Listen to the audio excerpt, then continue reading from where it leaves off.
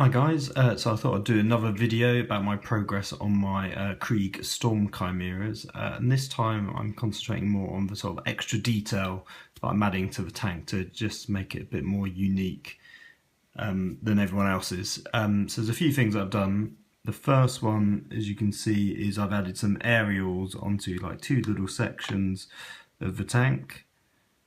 These are actually really useful. They're just you get like bristles from a washing up brush, basically. Just pull them out, drill a hole in, and then you can poke them in, and they're super flexible. And I use them in quite a lot of things, especially on my Vox casters as well.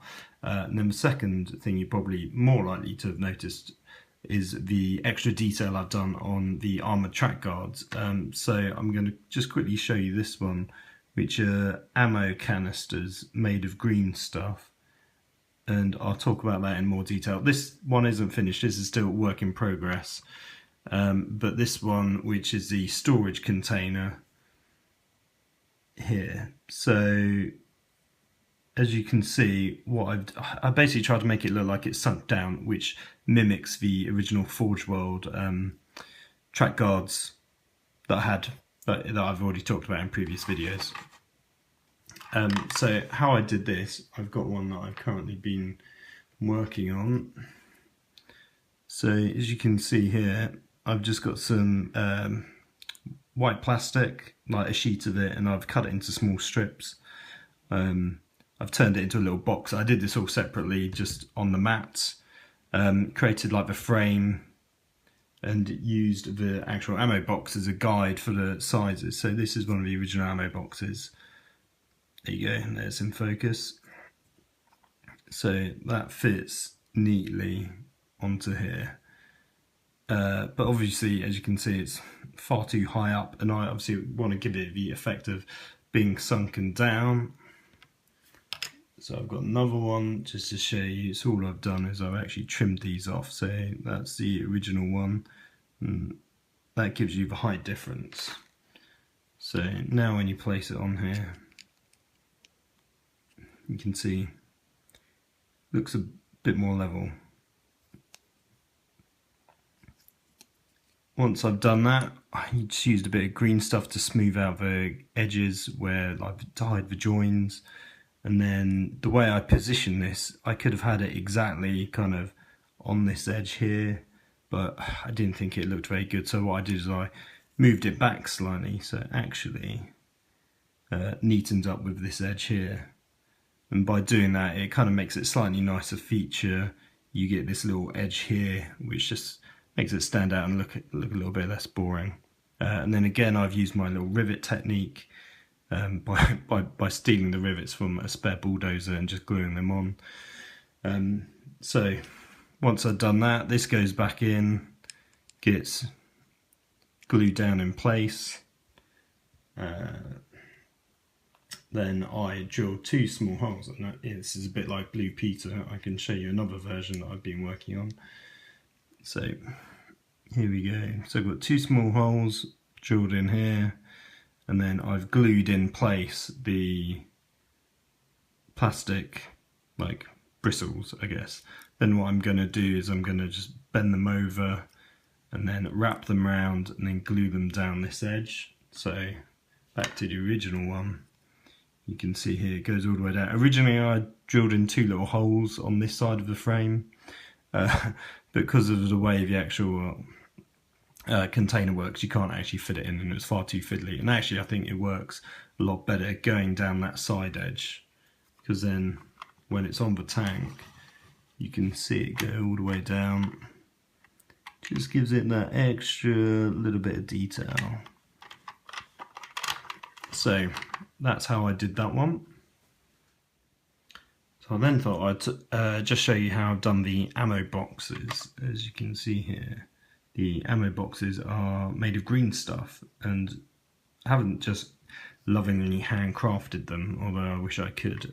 Instead I took a Forge World ammo box. This is the heavy bolter ammo box from a upgrade pack from the Krieg guys, and you only get one per upgrade pack, so you basically need I don't know, I'd need like 6, which is a bit expensive, 6 packs to buy. So instead I use something called instant mold, which is this it's kind of hard when it's at room temperature. And as you can see, I've made a little press here. But the thing is, you add in some, dip it in some hot water, it goes really soft like blue tack. And then you can do what's called a press mold. So you know, push the item into this or this around the object, and you just leave it to cool for a minute or so, and then it's hard, and then you pop out the original Forge Worlds item, and then from there you basically just stick loads of green stuff in there, and you know, use your tools, shove it in there good, and try and get as clean a press as possible so you get all the detail. Obviously this doesn't work that well, especially on 3D stuff. If it's like a flat, for example, if you just wanted to take this little rivet unit here, it would work a lot better. Whereas the 3D stuff doesn't work too well. So as you can see, I've done a few different versions here. Let's see if we can focus in a bit better. Like, they kind of come out okay, but these are the ones that didn't come out that as well, like as you can see there, and they all require a fair bit of tidying up. Here's one of the slightly better ones. So what I've done is I trimmed the bottom off, leaving just the top section, so that will create the sunken down effect that I'm after here. So there you go, that's how it looks. What I've done is the models that have a really good mold on one side, for example like that, I've put on this side one that's got a good top mold, but the sides look a bit ropey. I've put it in the middle so that will hide the poor quality. I'll tidy these up a little bit more, but what I'll then do is put a little bar going across the top to sort of kind of secure the ammo boxes down, and that will kind of obscure, hopefully, any other detail that's just, you know, miscast or doesn't look very good. So that's it for the ammo boxes. Obviously instant mold, it's kind of good, it has its uses. I wouldn't ever suggest using this for anything but personal use.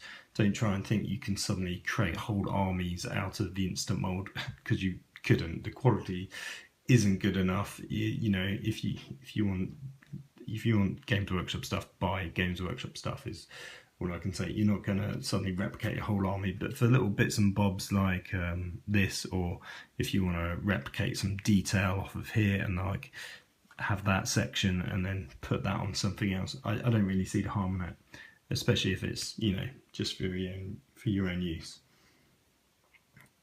So that's it for now in terms of the detailing so far. I've got some extra bits that I want to do, like adding some spades and some pickaxes and some fuel canisters that I'll probably put like here, just to replicate the Forge World track a bit closer.